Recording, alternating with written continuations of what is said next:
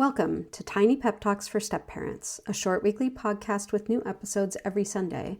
For today's pep talk, will the ex ever quit their nonsense? Stepparents are not powerless when faced with a high conflict ex, even though it can sure feel that way. Most of my resources are intended for stepparents, and yet a lot of the advice I share about high conflict relates to our partners and how they're handling the ex. Changes they can make that hopefully will make our lives better by extension.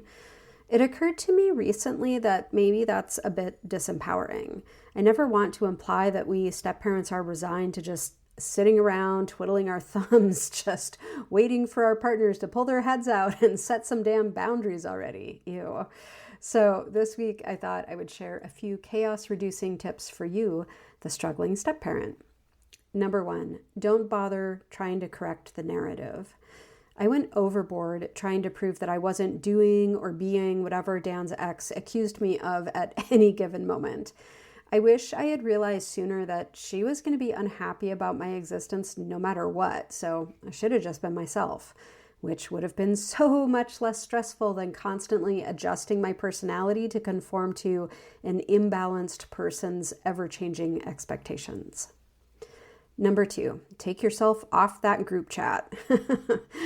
Having a group chat with your partner and the ex, and maybe the ex's new partner, may seem inclusive and sensible, but the reality can be problematic. If you find yourself getting triggered by every snide comment, please just dip out.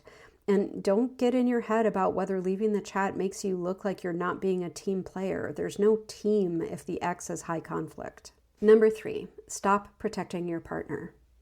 Dan and I must have fought a million times about him making last-minute schedule changes when we already had plans. And after every fight, I'd calm down, regroup, then figure out some kind of workaround. I thought I was being flexible and accommodating. It turns out I was enabling. Nothing ever changed.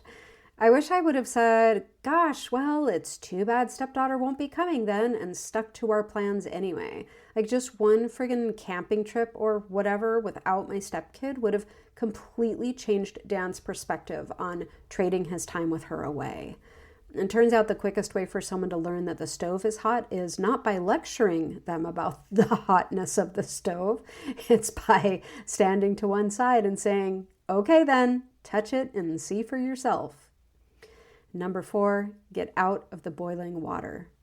Watching your partner deal with their high conflict ex can sometimes feel like watching a B horror movie, like, no, don't open that door. What are you thinking? But then, of course, they do open the stupid door and shocker, some horrible plot twist jumps out of the basement and it's like, we almost get hooked on those plot twists, right? Like, what awful thing will the ex do or say next? Where's my popcorn? It's a train wreck, and yet we can't seem to look away.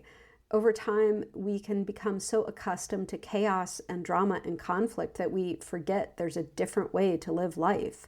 Please believe me when I tell you your nervous system needs you to turn that stupid movie off and go for a walk or something. Clear your head.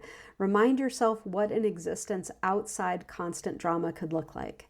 The more often you do this, the better you can hold your center. In a perfect world, our partners will someday learn how to interact more efficiently with their high conflict ex. Fingers crossed. But if they're so deep in the mess that you find you're getting sucked into that mess along with them by proxy, I just want to remind you, you can support, but you cannot rescue. Please keep making the choices that serve you and your mental health first and foremost. To help with this, I'm going to shamelessly plug my friend Kristen's StepmomCon 2026. It's free, it's ridiculously comprehensive, and registration is now open. I don't often promote things like this, but I looked at the presentation lineup and it's just so dang refreshing to see how many real-life topics are going to be covered.